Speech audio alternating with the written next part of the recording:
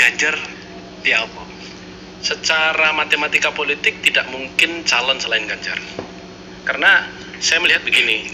Belum pasti juga. Oh, memang semua tidak ada kepastian. Tetapi atas nama survei elektabilitas yang menurut saya dihitung oleh Ibu bahkan ketika akan menetapkan Pak Jokowi dulu tahun 2014, hampir pasti Ganjar ini akan dideklarasikan. Tinggal waktu saja. Yang kedua, orang harusnya membaca kenapa tidak ada ketegangan lagi antara Ganjar dengan Pak Jul misalnya, loyalis Mbak Puan, dengan orang-orang yang menjadi ring satu Mbak Puan. Artinya sudah selesai di dalam. Selesai. Jadi menjadi naif kalau kita hari ini masih melihat masih ada calon lain. Wah, itu mah terlalu naif pandangan seperti itu.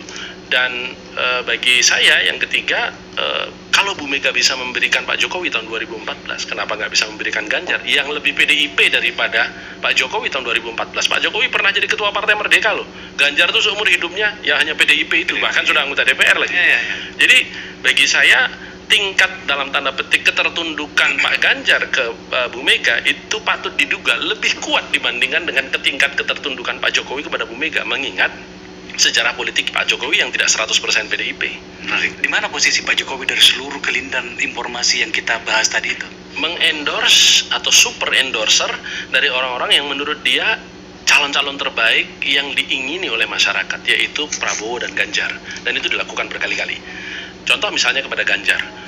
Bagi saya, soal bahwa KIP ini terbentuk zaman Pak Harso, tetapi bisa dikatakan secara politik bahwa KIP ini dibentuk oleh simbiosis mutualistik antara Pak Jokowi dengan ketua-ketua umum KIP pada waktu itu untuk mengcornering Bu Mega supaya mencalonkan Ganjar. Karena kalau nggak mencalonkan Ganjar, KIP siap mencalonkan Ganjar.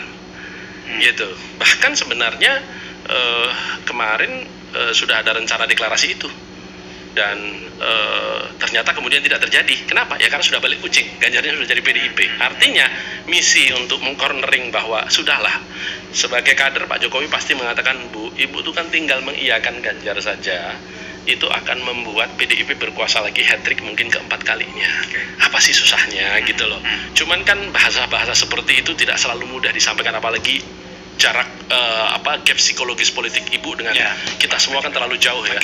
Sehingga kemudian yang bisa dilakukan yaitu mengendorse terus Ganjar sehingga sampai pada titik loh, ini kalau nggak dicalonkan KIP siap ngambil loh.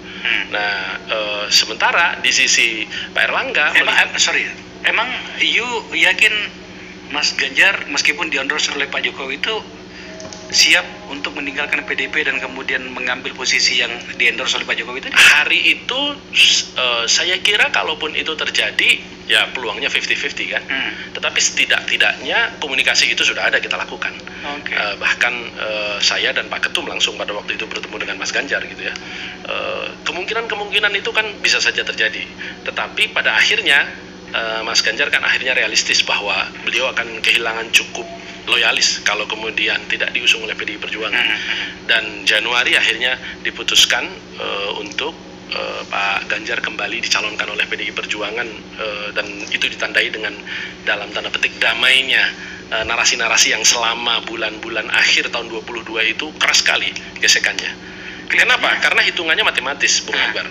Jadi semua lembaga survei itu menarasikan kenaikan elektabilitas seseorang itu per bulan hanya 1,5 sampai 2%. Ya. Artinya waktu itu konon ada semacam gentleman agreement di kalangan Mbak Puan ya dengan Pak Jokowi dengan Ibu. Kalau Mbak Puan elektabilitasnya tidak sampai dengan 5% di bulan September tahun 2022, maka sulit untuk dilanjutkan. Tetapi kemudian ketika bulan September itu dihitung lagi, coba mundur lagi sampai Desember.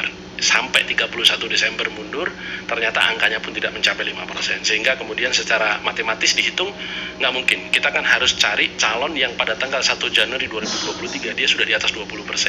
Sehingga kalau ditambah 20%, 10% lagi kerja.